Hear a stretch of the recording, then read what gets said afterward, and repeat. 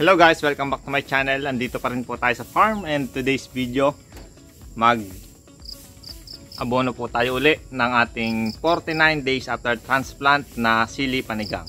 And our verse sa Jeremiah 29:11, "For I know the plans I have for you, declares the Lord Almighty, plans to prosper you and not to harm you, plans to give you hope and a future." So yun, let's go guys.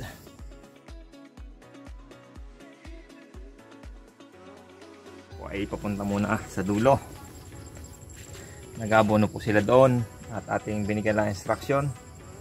Tapos ito, meron tayo ditong tanim na si ate na pechay, pang sarili lang, pang gamit-gamit. So yun, kahapon po ay pumitas tayo dito sa ating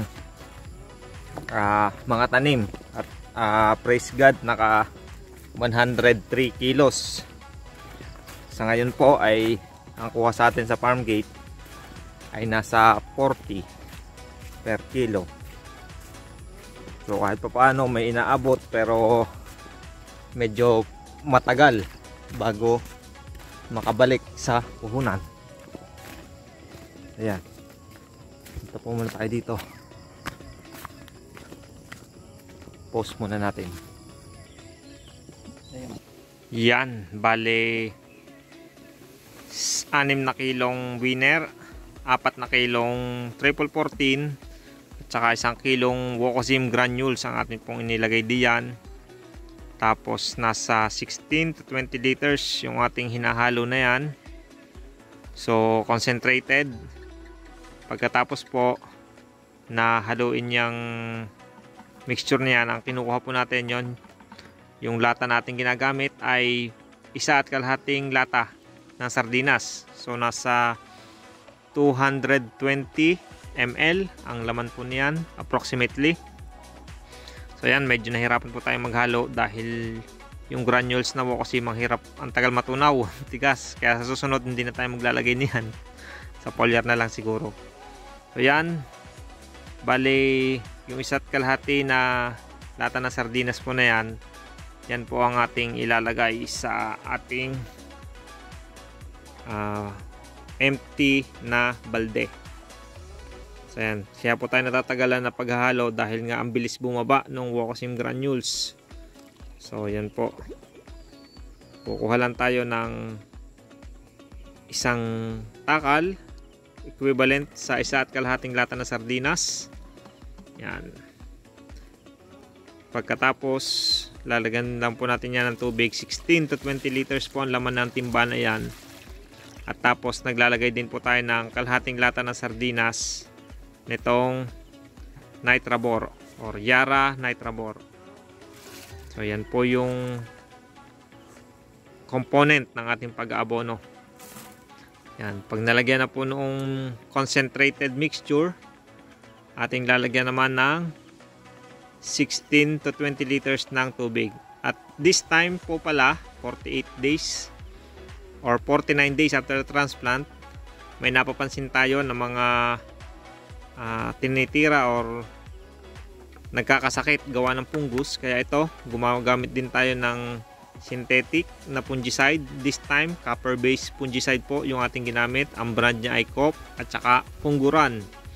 So kung ano po ang available na copper based sa inyong lugar, pwede naman po. Hindi po tayo sponsored ng mga product na ito. So yun po, Funguran yung isa naman ay Coop. Yun po inatira nung nakaraan kong pagtatanim ng ampalaya.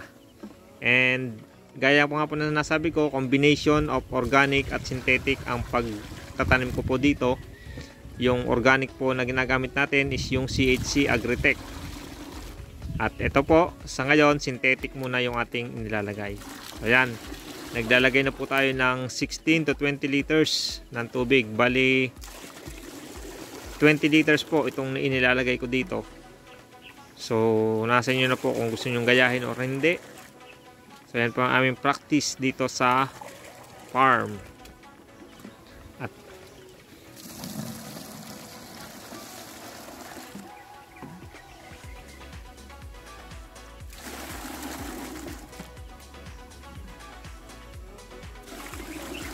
so pwede po nating ihalo yung copper based fungicide sa abono para hindi na rin siya isasama or nakabukod na spray, kasi pag i-spray natin yan, solo lang dapat ang copper based na fungicide. So dagdag din sa labor kung sakali na i-spray natin. Kaya ang ating ginawa ay ibinabad na lamang or isinama sa pag-aabono. So ganun lang po ang ating pagtitimpla ngayong 49 days after transplant. So ano po yan, bali nasa 6 na lata, 6 na kilo na Yara Winner, 4 na kilo ng Triple 14, tsaka yung kalahati naman na ay Nitrabor. Tapos may 1 kilo rin nga pala na Wokosim granules. So yon, kaya lang hindi siya agad-agad matunaw. Tapos 1 kutsara na copper based fungicide para po sa panlaban natin sa fungus. So yan po yung ating timpla. Tapos nilagay natin sa 16 liters na tubig. Tapos yan, bawat puno tig-1 lata ng sardinas. Yan lang po. Sa hapon nga po ay tayo nakapitas na ng nasa 100 kilos. So halos pinilian po talaga namin dahil ito, kung mapapansin nyo, yan, ang laki pa nito. So ito sa susunod na lang ito.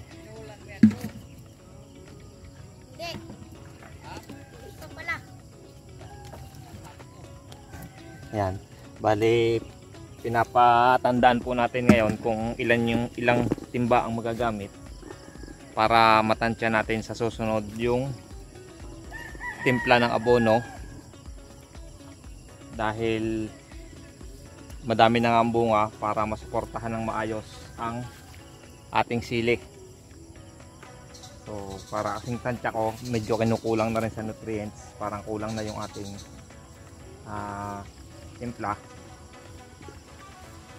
Kaya sa susunod baka magdagdag na tayo. Kaya ano bunso, kaway muna. Busy. Ano, alam, mas mabilis ngayon, ano? Saka hindi ka masyadong pagod din. Isang buhat laang kada 8 hanggang 10 puno. Hindi yung gaya nung pagdidilig nyo kanina na 6 ka na agad ngayon. Ito ka sa may gitna. Yan. Layo naman. Huwag masyadong kalayuan. Ang layo mo na.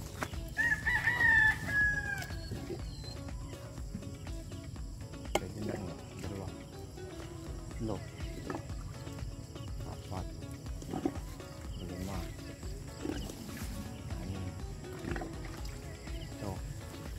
6. Lipatan mo na. Huwag mo lang ugatin. Sige.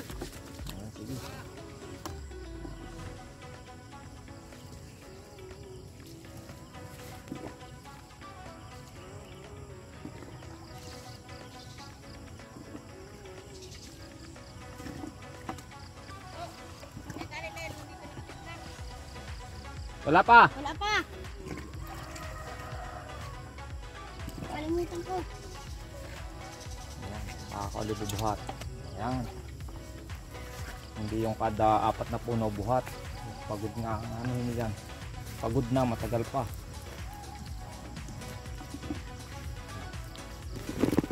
So yun po. Atin din munang ginaguide yung ating mga kasama dito dahil nga baguhan din sila. Ngayon lang din sila nakapagtrabaho sa ganito. So ako naman po ay hindi rin ganun ka-expert. Hindi rin ako expert talaga. Mga nagtatanong-tanong din tayo sa mga kapwa natin magugulay, pero sila veterano na. Doon tayo nagtatanong. Tapos kung may chance na pwedeng improve natin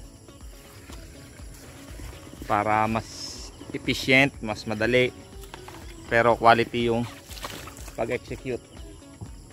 So yan, bali kaya po pala din tayo nagsama na ang copper base na fungicide Dahil ito, mapansin nyo to, lantana, maaring may tama na ito ng punggos.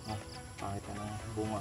Parang, hindi ko alam kung makaka-recover pa to kasi parang late na rin. Pero hopefully maka-recover pa.